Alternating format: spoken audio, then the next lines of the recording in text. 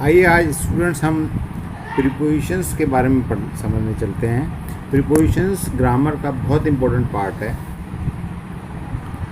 Preposition actually में होता क्या है? प्रीपोजिशन वो वर्ड है जो किसी नाउन या प्रोनाउन से पहले लगकर उसका संबंध किसी दूसरे नाउन या प्रोनाउन के साथ किसी सेंटेंस के अंदर बताता है।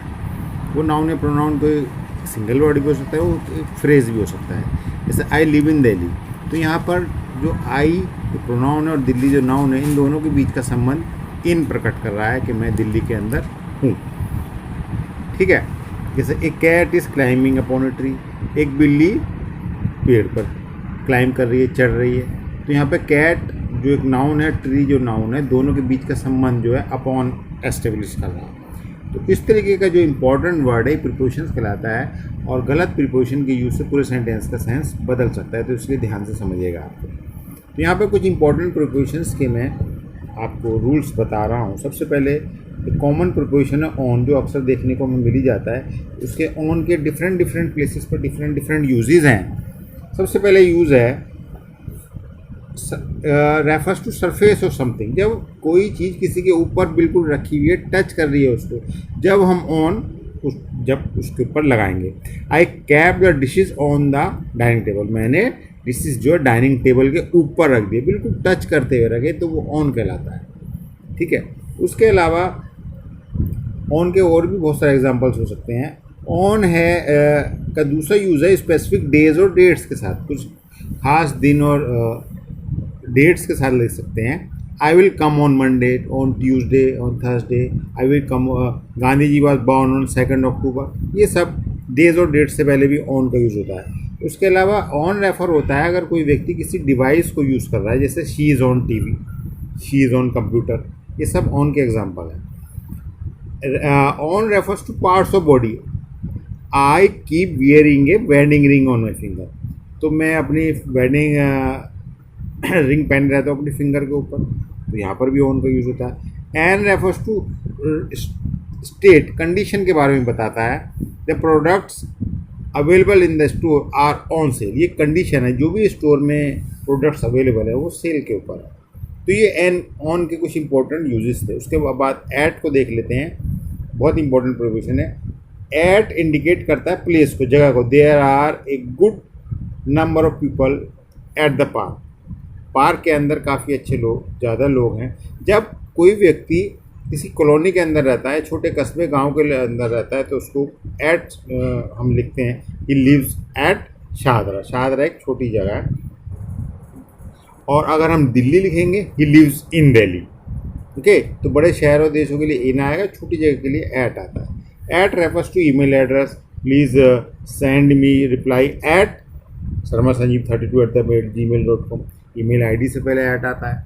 उसके बाद ऐट आता है टाइम से पहले, AM और PM वाले टाइम से पहले। He comes to meet me at 7 AM like this. At indicate activity, John laughed at my acting in the play, John मेरे एक्टिंग के ऊपर हंसा, तो इस कंडीशन के लिए भी ऐट आ जाता है। उसके बाद इन एक और इम्पोर्टेंट प्रीपोजिशन है। इन आता है जब कोई चीज़ किसी के अंदर है और लगभग पूरी तरीके से उसके अंदर ऑक्यूपाइड है, तो इन आता है। जैसे I am in the room, I am in my friends place now. ठीक है। आई लिव इन दिल्ली, बड़े शहर में रहने के लिए भी इन यूज़ होता है।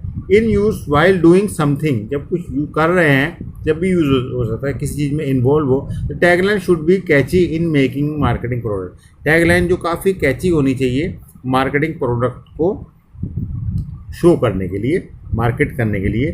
तो इन का यहाँ पर भी यूज़ होता है। उसके बाद इन जो है ओपिनियन को, बिलीफ को या फीलिंग को भी एक्सप्रेस करता है। I believe in hard working, I believe in Hinduism. ठीक है। इस चीज़ के लिए भी आता है। I believe in idol worship, मैं मूर्ति पूजा में विश्वास रखता हूँ, तो इस चीज़ के लिए भी इन आता है। उसके अलावा in specific day, month, season, year, month के नाम से पहले, जैसे the new academic session will commence in March, Gandhi ji was born in 1869, तो इन मंथ के, ईयर के नाम से पहले भी इन ही आता है। इन इंडिकेट करता है कलर, शेप, साइज।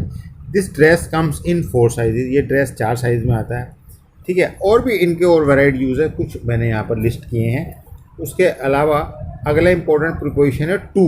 टू इंडिकेट करता है डायरेक्शन, किसी तरफ को जा रहा है। He went to a restaurant, he went to his friends house, I am going to my village, I am going to school, ये सब टू के एग्जाम्पल है। को का मीनिंग लगभग क्लियर करते हैं। टू इंडिकेट करता है relationship, do not respond to annoying person. ठीक है, अनोइंग पर्सन जो होते हैं, जो चिढ़ाने वाले व्यक्ति होते हैं, जिनसे आपको परेशानी, उसको रिस्पॉन्ड ही मत करो।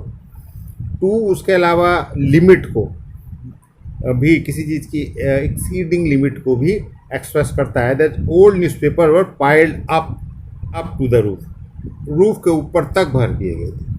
टू रेफर करता है पीरियड ऑफ टाइम के लिए। I am here from this time to this time. ठीक है, I am here, I goes to school from 7 PM से पहले। उसके अलावा नॉन फाइनाइट वर्ब, इससे पहले टू जरूर आता है। जैसे I like to play cricket, यहाँ पर लाइक मेन वर्ब है, प्ले नॉन फाइनाइट वर्ब है, उससे पहले टू का यूज़ हो रहा है। उसके अलावा ऑफ, ऑफ ऑफ जो होता है बहुत इंपॉर्टेंट प्रीपोजिशन है। ये रिलेशन बनाता है किसी चीज़ के साथ। जैसे Modi is the prime minister of India, ठीक है, he is the principal of our school. तो ये सब ऑफ से ही रिलेशन प्रकट होता है। ऑफ उसके अलावा इंडिकेट करता है reference, this is a picture of my last birthday, भी मेरे लास्ट बर्थडे की पिक्चर है। ठीक है, उसके अलावा ऑफ करता है to specify the number of an amount, किसी व्यक्ति की संख्या या अमाउंट को प्रकट करता है। Good number of people understood, काफ़ी जो नंबर ऑफ पीपल जो है मेरे समझ पाए। उसके अलावा अगला प्रीपोजिशन है O double F, off. Off जो होता है किसी चीज़ से अलग करने के लिए, जैसे O F of single F वाला रिलेशन में आता है, ओ डबल एफ वाला रिलेशन अलग करता है। तो जैसे switch off the light, cut off the tree, तो संबंध अलग करने के लिए ओ डबल एफ ऑफ का यूज होता है। एक और इम्पोर्टेंट प्रीपोजिशन है फॉर। फॉर का मतलब होता है लिए। ठीक है, I am really happy for you, मैं आपके लिए बहुत खुश हूँ, रीज़न के लिए बताता है। फॉर का दूसरा यूज़ होता है ड्यूरेशन ऑफ टाइम। हम प्रेजेंट परफेक्ट कंटिन्यूस टेंसेस में सिंस फॉर यूज़ करते हैं, तो वहाँ पर फॉर पीरियड ऑफ टाइम के लिए यूज़ होता है। He has been working here for 2 years। उसके अलावा फॉर कोई specific use of something, she is preparing for the final exam, पर फाइनल एग्जाम के लिए। तो पर्पस, कारण और टाइम के लिए ज़्यादातर फॉर का यूज़ होता है। कुछ इंपॉर्टेंट प्रीपोजिशंस मैंने यहाँ पर डिस्क्राइब की है, रिमेनिंग प्रीपोजिशंस मैं अगले वीडियो में बनाऊंगा। आई होप आपको ये समझ आए।